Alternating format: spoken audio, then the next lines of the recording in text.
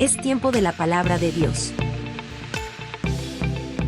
Esta mañana damos la bienvenida a Estuardo González. No te pierdas la bendición que Dios tiene preparada para ti.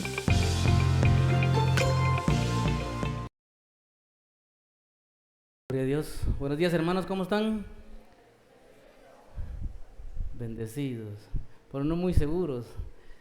Vieran sus caritas ahí ahorita que dicen bendecidos. ¿Cómo están, hermanos? Amén, gloria a Dios, ¿verdad? Gracias a Dios estamos vivos, tenemos un día hermoso, un sol precioso que nos pues sustenta también, y toda la creación, ¿verdad? Las plantas, todo necesitan del sol, del agua, y todo es necesario, y debemos darle gracias a Dios siempre por todo, ¿verdad? Desde que abrimos nuestros ojos ya es una bendición.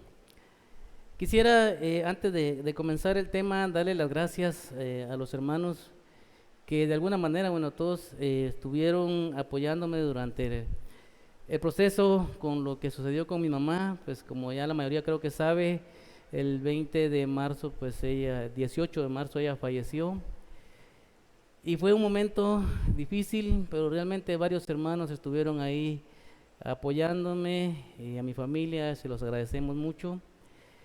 Y la verdad, ese suceso no solo tocó nuestra vida con mi familia por el hecho de perder pues a una madre, ¿verdad? Sino también me deja con una sensación de cómo es eso, que hoy estamos y mañana ya no estamos. Porque ella estaba bien en la mañana, andaba de compras, y todavía hablé con ella a las 6 de la tarde ya que estaba internada, y a las 9 de la noche, 9:30, que me fui a verla, a las 10 que llegué, pues ya no estaba, ¿verdad? La vida, hermanos, es corta, y solo Dios sabe en qué momento nosotros también tenemos que partir a su presencia. Y lo que me deja esto a mí es: ¿qué estamos haciendo nosotros con este tiempo que tenemos de vida? Hay muchas personas que están muriendo sin fe, sin esperanza, sin Cristo en su corazón. Vemos en las noticias seguido personas que mueren por accidentes. Es increíble cómo es que una llanta de un camión se puede zafar, dan un carro y la persona sale volando y se muere. Solo Dios sabe que nosotros pues en la mañana sabemos que salimos a trabajar, pues no, nosotros sabemos si vamos a regresar. Pero el punto es que hay muchas personas en el mundo que se están muriendo sin Cristo en su corazón. Y este es el tema el que vamos a ver en esta mañana, y seguimos viendo lo que es comprometidos a una misión. Y el tema en esta mañana es cristianos de perspectiva global. Cristianos de perspectiva global. Y quisiera pedirles que me acompañen a leer Marcos 13:10. Cristianos de perspectiva global. Dios siempre ha estado interesado en todo el mundo.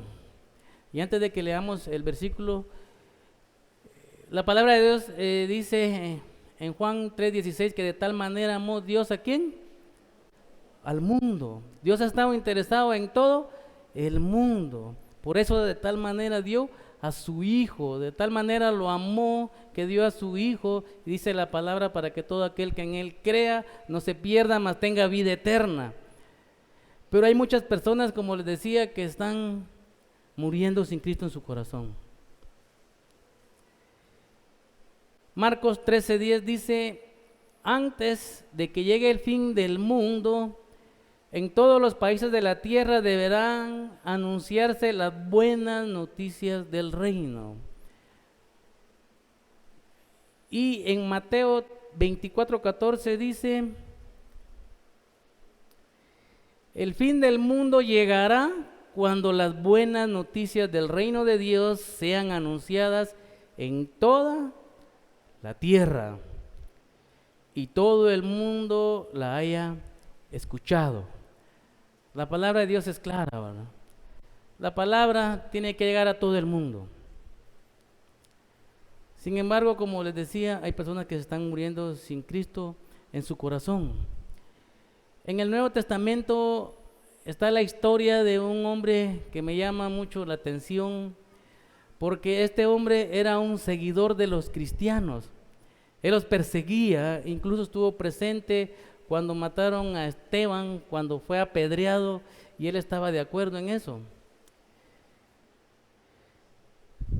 Y él incluso va a perseguir a los demás cristianos para poder llevarlos presos, porque no estaban, digamos, alineados con la religiosidad de ese tiempo, ¿verdad?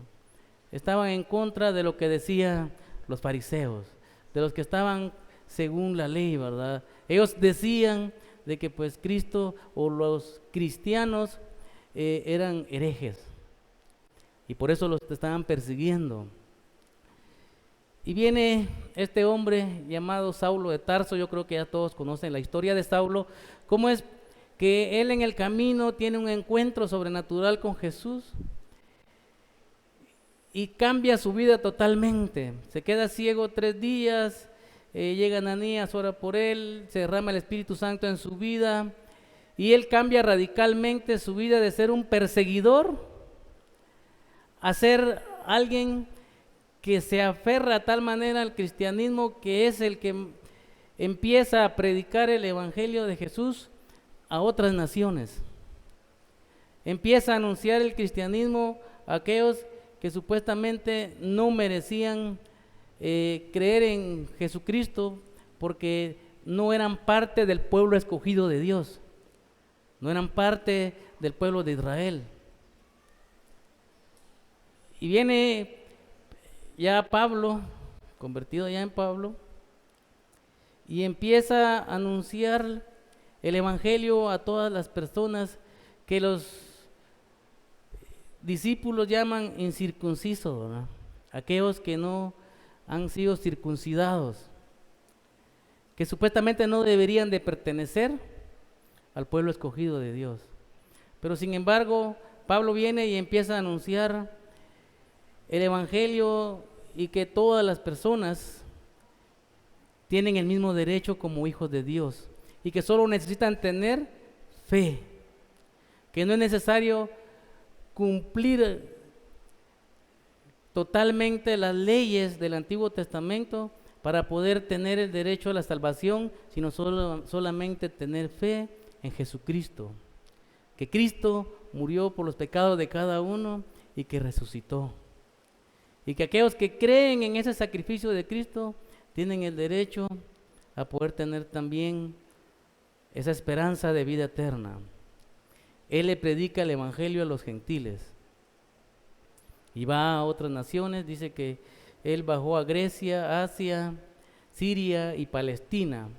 Fue fundador de comunidades cristianas y evangelizador en los más importantes centros urbanos del Imperio Romano, tales como Antioquía, Corinto, Éfeso y Roma.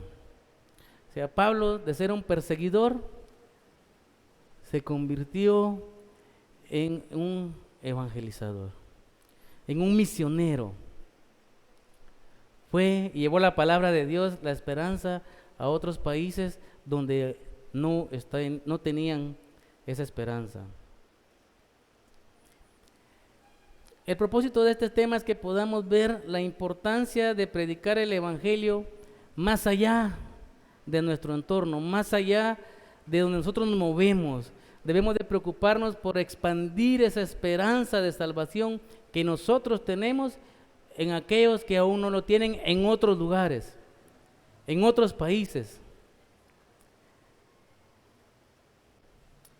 Entre todas las órdenes dadas por Jesucristo, la más importante se encuentra en Marcos 16:15, que dice: vayan por todos los países del mundo y anuncien las buenas noticias a todo el mundo. Esta orden está ligada directamente con el trabajo misionero, lo que les decía. El evangelismo a través de las misiones es una responsabilidad de todos. No es una responsabilidad solo del pastor o solo de los de evangelismo, es una responsabilidad de todos. Debemos de llevar la palabra de nuestro Padre Celestial a todos aquellos que no la conocen. ¿Qué puntos debemos saber para llevar a cabo esta misión? Este versículo me hace cuestionarme o hacerme 4 preguntas que quiero que podamos ver en esta mañana.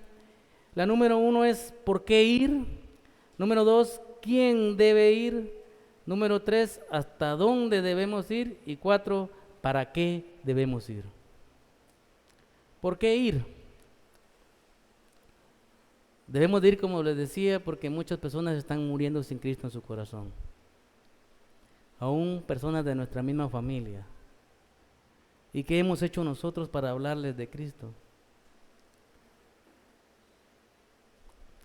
Jesús nos está diciendo en el pasaje que la iglesia debe estar esperando que el mundo venga. Nosotros venimos a la iglesia y oramos y clamamos porque personas vengan, que las sillas que están vacías se llenen, pero ¿qué estamos haciendo nosotros para que eso suceda? Él no dice que el mundo tiene que venir a la iglesia, dice que por lo tanto, ¿qué dice? Ir. Nosotros debemos ir y llevar esa esperanza al mundo. Si vemos en Hechos, fue exactamente eso lo que hizo la iglesia primitiva cuando inició. Empezaron a evangelizar, empezaron a ir a Asia, Europa, el norte de África y en fin, todos los lugares donde podían ir, empezaron a ir a llevar ese evangelio. Debemos ir porque según la Biblia todos los hombres son pecadores. Todos. Romanos 3:23 dice: todos hemos pecado y por eso estamos lejos de Dios. Todos hemos pecado. Todos estamos separados de Dios. Los que hemos creído en Jesucristo, gracias a Dios ya no. Pero sabemos que hay muchas personas alrededor que aún están separados de Dios, que están muriendo sin fe, sin esperanza. Isaías 59:2, pero la maldad de ustedes los ha separado de Dios y sus pecados han hecho que Dios se tape los oídos y no quiera escucharlos. ¿Por qué debemos de ir? Porque hay muchas personas que aún están separadas de Dios a causa del pecado. Y es más, dice que todos están condenados a la muerte eterna. Y Ezequiel 18:4 dice: la vida de todo ser humano me pertenece, tanto la de los padres como la de los hijos, y solo morirá aquel que peque. Todos los que están separados de Dios, los que viven conforme el pecado, los que no han reconocido a Jesucristo como su Salvador, los espera una muerte eterna. ¿Qué estamos haciendo nosotros para ayudar a estas personas? Debemos ir porque Cristo murió por todos los hombres. Cristo no murió solo por un grupo específico. Él murió por todos. Pero insisto, aún así hay muchas personas que no conocen nada de Cristo. Hay países donde no se habla de Cristo. Hay quienes no conocen una Biblia. Segunda de Corintios 5, 14, 15 dice: el amor de Cristo domina nuestras vidas. Sabemos que Él murió por todos y que por lo tanto todos hemos muerto. Así que si Cristo murió por nosotros, ya no debemos vivir más para nosotros mismos, sino para Cristo, que murió y resucitó para darnos vida. Y esa es nuestra esperanza, que Cristo murió, pero resucitó al tercer día, y ahora está en el cielo a la diestra del Padre. Y un día nosotros también estaremos con Él. Pero también debemos de mantenernos, ¿verdad? Mantener esa comunión constante con Él. Debemos ir porque Cristo es el único camino que lleva el hombre al cielo. Juan 14:6, yo soy el camino, la verdad y la vida. Sin mí nadie puede llegar a Dios el Padre. Debemos de ir porque Cristo es nuestro Salvador. Cristo es el único mediador entre Dios y el hombre. Primera de Timoteo 2:5, solo hay un Dios y solo hay uno que puede ponernos en paz con Dios, Jesucristo el hombre. ¿Quiénes creen eso? Amén. Debemos ir porque es una orden dada por Jesús a su iglesia. Id y vayan. No esperemos. Estamos cómodos aquí, venimos a la iglesia, nos vamos y qué bueno, qué bonito, convivimos, compartimos, pero ¿qué hay de las demás personas? Debemos ir. Debemos pensar en los demás. Número 2, ¿quién debe ir? Para las personas que conocen pues de la gramática, ¿verdad? En esta oración el verbo ir está en una forma imperativa del plural que dice que deben ir, ¿verdad? O sea, ustedes en este caso o nosotros, ¿verdad? No la persona que lo está diciendo, sino de ahí debemos de ir todos nosotros. Jesús lo estaba diciendo y está dando una orden: id, vayan. El trabajo misionero, como les decía, no solamente es del pastor o del anciano que preside o del grupo de evangelismo. Solo ellos tienen que ver qué hacen para poder evangelizar. No, esa es una responsabilidad de cada uno de nosotros. El trabajo misionero no es solamente para el pastor, como les decía. Es para toda la persona que ha obedecido y aceptado el llamado del Señor de ir y predicar el Evangelio. Es claro que algunas personas son llamadas para ir a otros países, pero también estas personas necesitan ayuda. Hay quienes tal vez no podemos viajar e ir a otros países y llevar la palabra, pero tal vez podemos ayudar económicamente. O no podemos ayudar económicamente, podemos orar por ellos. Porque Dios los use, los guarde. Porque hay países donde si predican el Evangelio, los matan. Debemos de orar por aquellos. Debemos preocuparnos. Y si nosotros recibimos el llamado de ir, debemos de ir. Debemos de empezar en donde estamos, en nuestra comunidad, nuestros vecinos, nuestra colonia, nuestro municipio. Según la Biblia, todos nosotros debemos ser misioneros.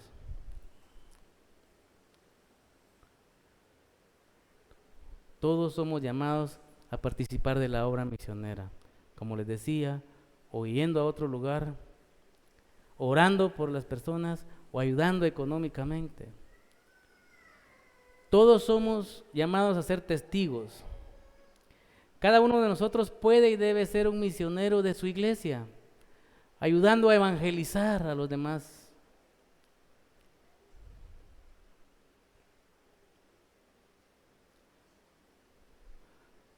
Y cuando oremos, oremos con fe, creyendo que Dios hará.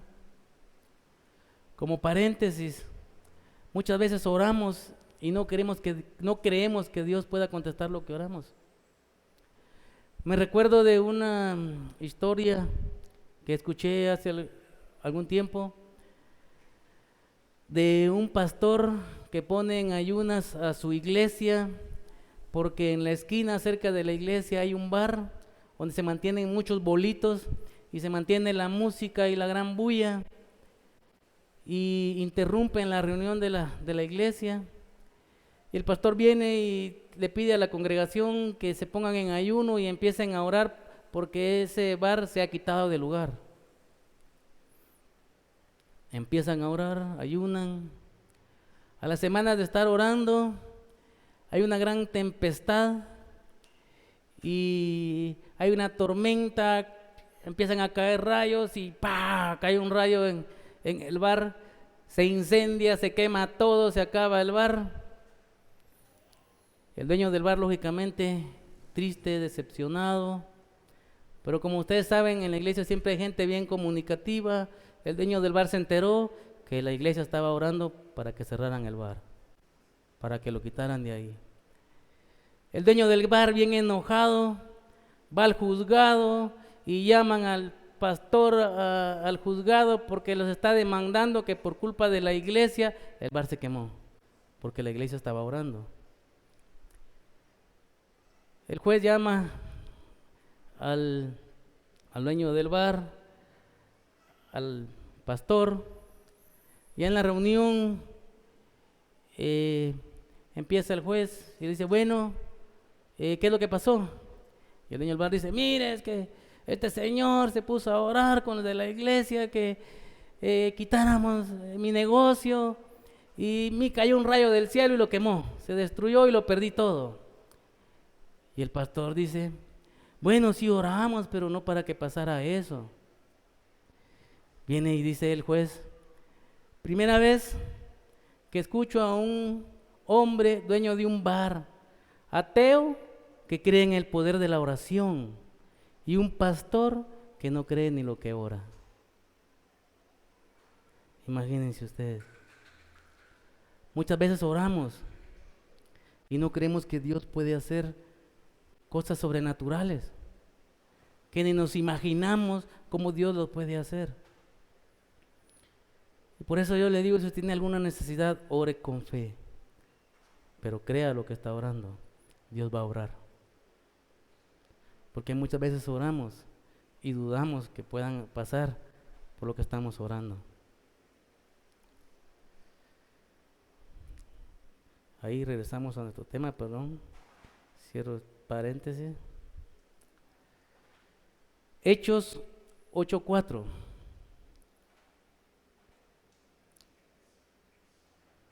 Sin embargo,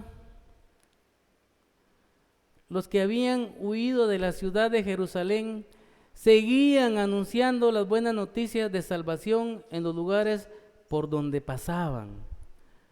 Si vemos en la Biblia, dice que cuando Jesús murió, todos los discípulos se fueron, a excepción de Juan. Solo Juan estaba ahí. Y de ahí todos se fueron. Y luego aquí dice que mientras todos huían de la ciudad de Jerusalén cuando estaban siendo perseguidos, ellos anunciaban las buenas noticias de salvación por los lugares donde pasaban. Al inicio, cuando Jesús es apresado y todos huyeron, Jesús murió y dice la Biblia que todos los discípulos regresaron a lo que hacían, regresaron a pescar. Sin embargo, cuando Jesús viene y se les aparece, cambia nuevamente su perspectiva y vuelven otra vez a lo que les había encomendado Jesús, de ir y predicar el evangelio. Y no les importó morir de las formas más crueles y no negaron su fe. Pero me llama la atención que los discípulos estuvieron conviviendo con Jesús. Pablo no. Pablo no convivió con él directamente. Sin embargo, tuvo ese encuentro sobrenatural y cambió su vida. Pasó de ser un perseguidor a ser ese hombre que predicaba el evangelio en diferentes lugares. Dios lo cambió de tal manera, de una forma sobrenatural. Yo no sé cuántos años pues tenemos los que estamos aquí de estar en la iglesia. Y no sé si todos estamos convencidos realmente de esa esperanza que tenemos de salvación que Cristo nos da. ¿Y qué estamos haciendo por aquellos que están muriendo sin esa fe y sin esa esperanza? En nuestra familia, nuestros vecinos. Número 3, ¿hasta dónde debemos ir? Debemos ir por todo el mundo. Según Marcos 16:15 que leímos ya, Jesús les dijo, vayan por todos los países del mundo y anuncien las buenas noticias a todo el mundo. Debemos ir a todo el mundo, por todas las naciones. Mateo 28:19 dice, ustedes vayan y hagan más discípulos míos en todos los países de la tierra, bautizándolos en el nombre del Padre, del Hijo y del Espíritu Santo. Es a todos los países de la tierra. El terreno es el mundo y las buenas semillas de trigo son todos los que obedecen las leyes del reino de Dios. Debemos de ir a todo el mundo y hasta lo último de la tierra. Hechos 1:8. Pero quiero que sepan que el Espíritu Santo vendrá sobre ustedes y que recibirán poder para hablar de mí en Jerusalén, en todo el territorio de Judea y de Samaria, y también en los lugares más lejanos del mundo. Debemos comenzar en Jerusalén, como dice la palabra, que es nuestra ciudad, donde estamos, nuestro municipio. Samaria, nuestro país, y todo el mundo, en aquellos países donde no conocen de la palabra de Dios.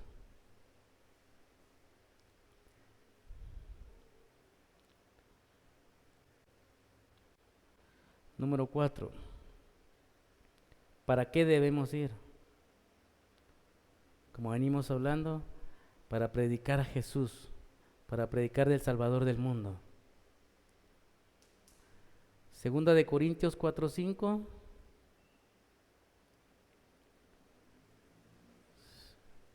Segunda de Corintios 4:5 dice, y nosotros no nos anunciamos a nosotros mismos, al contrario, anunciamos que Jesucristo es nuestro Señor y que nosotros somos servidores de ustedes porque somos seguidores de Jesucristo. Orencio hablaba el viernes en la iglesia en el hogar acerca del servicio. Parte de ese servicio que podemos dar también es llevar esa esperanza de vida a aquellos que no la tienen. No solo es servir acá, como se dice, es ir afuera, servir a los demás, demostrar que Cristo mora en nuestro corazón, reflejar el amor de Dios a los demás y llevar esa esperanza de vida a aquellos que no la tienen.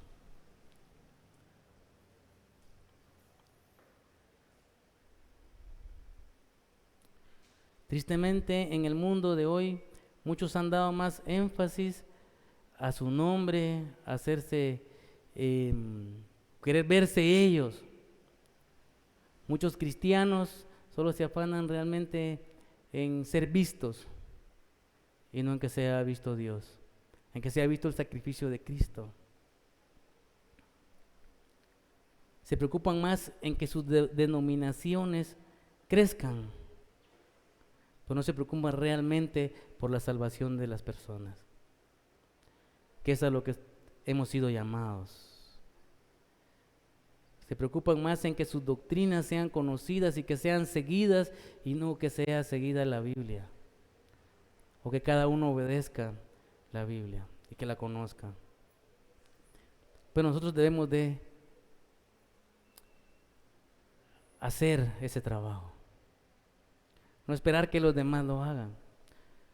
Es que como él no lo hace, yo tampoco. Es que ese no es mi trabajo, entonces yo no. Si el pastor no lo hace, yo tampoco. No, debemos de actuar nosotros. Tenemos un compromiso, tenemos una misión. De nosotros depende si la llevamos a cabo o no.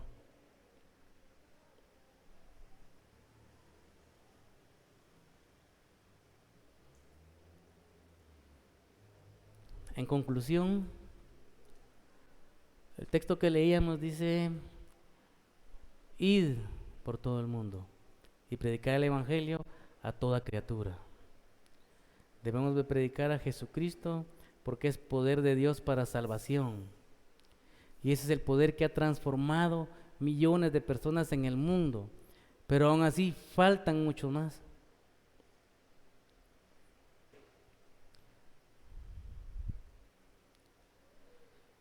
Ese es el poder de Dios que transforma millones de vidas en todo el mundo y ya en toda la historia. Romanos 1:16 dice, no me da vergüenza anunciar esta buena noticia gracias al poder de Dios. Todos los que le escuchan y creen en Jesús son salvados. No importa si son judíos o no lo son. Porque no me avergüenzo del evangelio, dice otra versión, porque es poder de Dios. Amén. El único plan de Dios para alcanzar a todo el mundo es que el evangelio sea predicado en todo el mundo. Y en los diferentes versículos que leímos habla de que debemos de predicar el evangelio a todo el mundo. Y nosotros estamos incluidos en ese plan. Debemos de dejar que Dios nos use para poder llevar a cabo esa misión. Ese plan nos incluye a todos.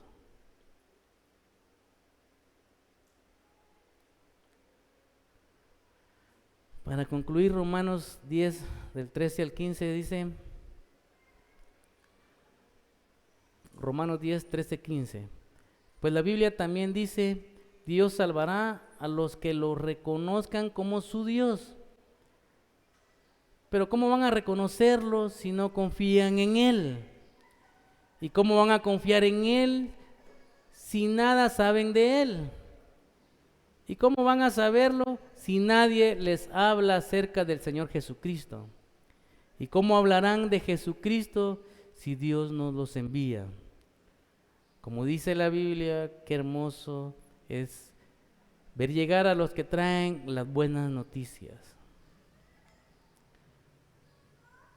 ¿Cómo van a creer las personas en Dios si no hay quien les hable de Dios?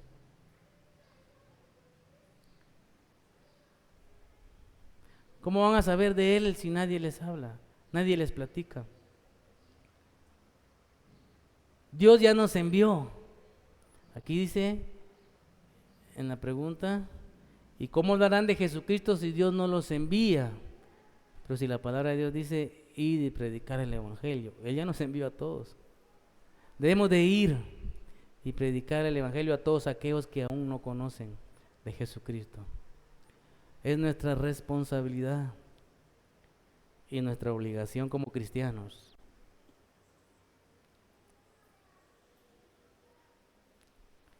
La misión es para todos. Como les decía, algunos tal vez trabajar dentro de la iglesia, otros pues reciben el llamado de ir a otras naciones, a otros lugares, y el que reciba el llamado debe de ir. Y los que no van, como les decía, ayudar económicamente a estas misiones. Y si no, orar por ellos. Si no tenemos el dinero, si no tenemos la oportunidad de viajar a otros lados, podemos orar para que aquellos que están en estas misiones, evangelizando a aquellas personas que aún no conocen de Dios, puedan seguir haciéndolo. Que Dios los guarde y que les provea también lo material que se necesita. Todos podemos hacer el trabajo. Oír, orar o aportar.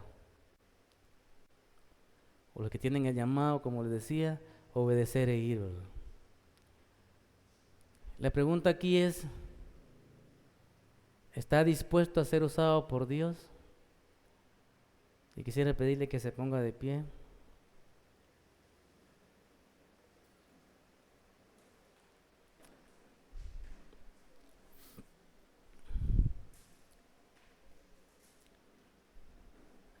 Isaías 6:8 dice,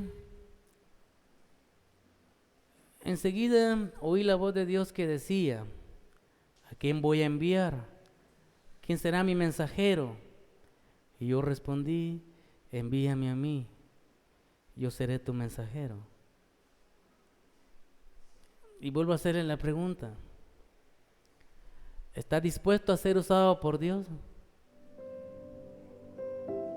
Eso es lo que quiero dejar en su corazón. Ahí tenemos el mandato de Dios de ir y predicar el evangelio a toda criatura. Como les decía, si no podemos viajar, si no podemos ir, tal vez podemos aportar una ayuda económica. Si no tenemos la economía suficiente para poder ayudar a alguien más de esta manera, orando, pero creyendo que Dios puede hacer y usar a estas personas y que puedan ser bendecidas ahí donde estén, para que puedan bendecir a aquellos que aún no conocen de Jesús. Pero todos podemos ayudar, todos somos parte de. Ninguno puede decir yo no he sido llamado, a mí nadie me ha mandado, nadie me ha dicho. La palabra de Dios es clara. Todos, como cristianos, tenemos la obligación de ir y predicar el evangelio.